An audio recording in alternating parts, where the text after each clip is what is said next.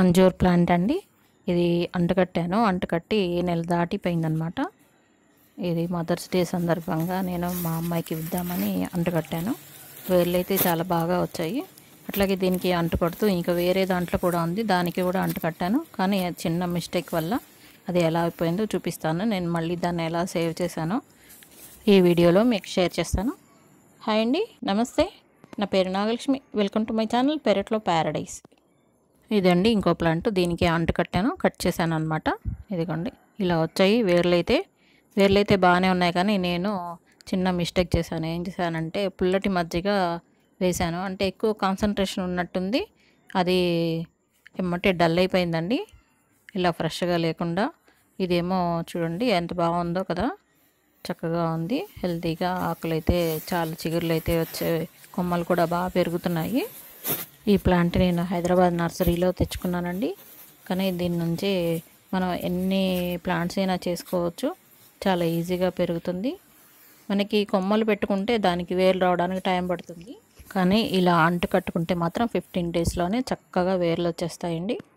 ఒక మగ్గు తీసుకొని దీంట్లో ట్రైకోడర్మా విరిడి, వ్యామ్, సుడోమోనాస్, ఈ కొంచెం వేపపిండి కూడా కలిసింది, కొంచెం ఎప్సమ్ సాల్ట్ ఒక 1/2 స్పూన్ వేస్తున్నాను. వేసి దీని నిండా నీళ్లు పోసేసుకోవాలి.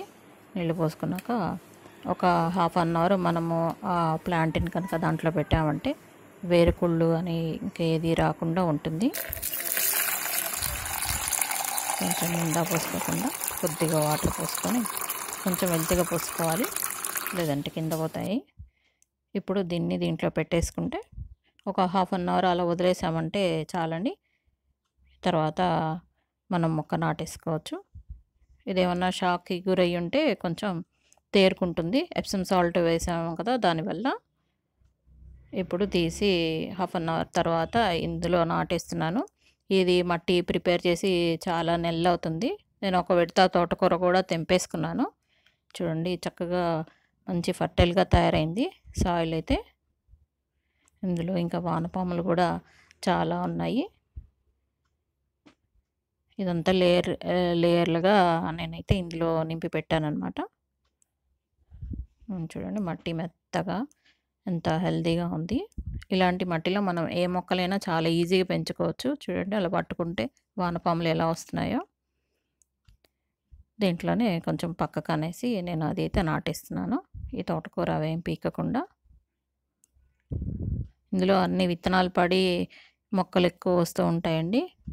ఇది 100 రూపీస్ బకెట్ అండి. ఈ బకెట్లో నేను నింపుకునేటప్పుడే వరి పొట్టు, లీఫ్ కంపోస్టు ఇవన్నీ బాగా వేసి నింపానమాట. అందుకనే చూడండి ఇప్పుడంతా సగానికైతే దిగిపోయింది. ఇందులో పడి మొలిచిన బచ్చల కూర విత్తనాలు చాలా వస్తున్నాయి. బచ్చలి, తోటకూర ఈ 2 విత్తనాలు ఒక్కసారి అయినాయి అంటే చాలండి మన గార్డెన్లో. ఇక మొక్కలు పోనే పోవు. ఇక ఇది తీసి వేరే నాటేస్తాను నేను. ఇదొక్కటే పక్కకు తీసేసి ఇక మన ప్లాంట్ అయితే నాటేసుకుందాము. చూడండి రూట్స్ అయితే చాలా బాగా వచ్చాయి. ఇవన్నీ పైకి మళ్ళా పెరుగుతున్నాయి.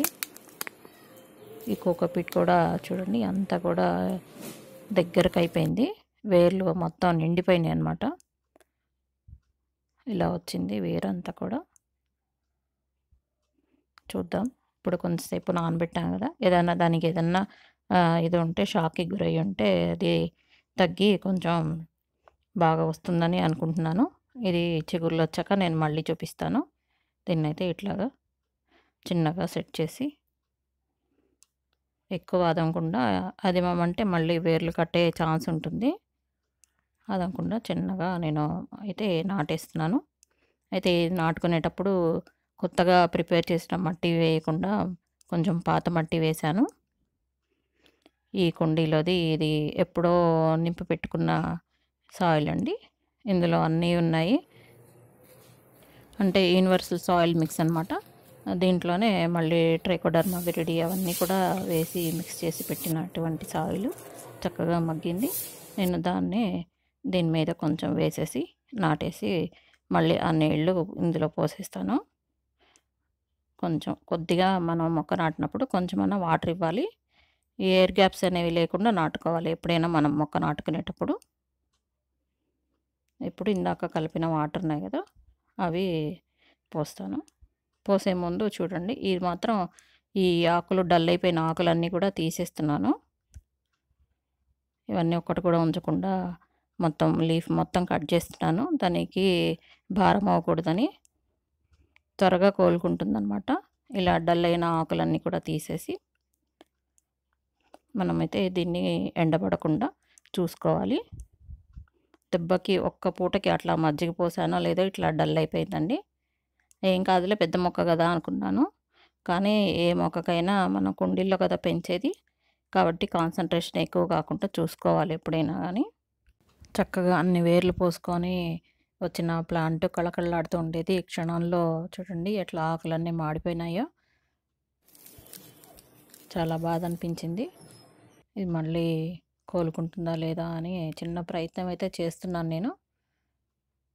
ఈ నానబెట్టిన దాంట్లోనే ఈ వాటర్ ఉన్నాయి కదా, ఆ వాటరే దానికి వేశాను. వాటర్ కూడా ఎక్కువ కాకుండా చూసుకోవాలి, లేకపోతే మురిగిపోయే అవకాశం ఉంది. ఇప్పుడు పైన ఆకులన్నీ తీసేసాం కదా, ఇప్పుడు కవర్ తోటి నేను దాని మీద ఎండ తగలకుండా ప్రొటెక్ట్ చేస్తున్నాను. మనం ఏ మొక్కకైనా ఇలాంటి పరిస్థితి ఏర్పడినప్పుడు ఇలా ప్రొటెక్ట్ చేసుకుంటే మనకి మళ్ళీ బ్రతికే అవకాశం ఉంటుందండి. 99% చక్కగా కోలుకుంటుంది. నేనైతే దీనికి టైట్‌గా దారం అయితే చుట్టేసాను. ఇప్పుడు మళ్ళీ చిగుర్లు వచ్చాక మీకు నెక్స్ట్ వీడియోలో చూపిస్తాను మొక్క ఎలా ఉందో అనేది. మీకు ఈ వీడియో ఎలా అనిపించిందో కామెంట్ చేయండి, లైక్ చేయండి, షేర్ చేయండి. కొత్తగా చూస్తుంటే please subscribe my channel. Thank you for watching అండి. Happy gardening. Bye bye.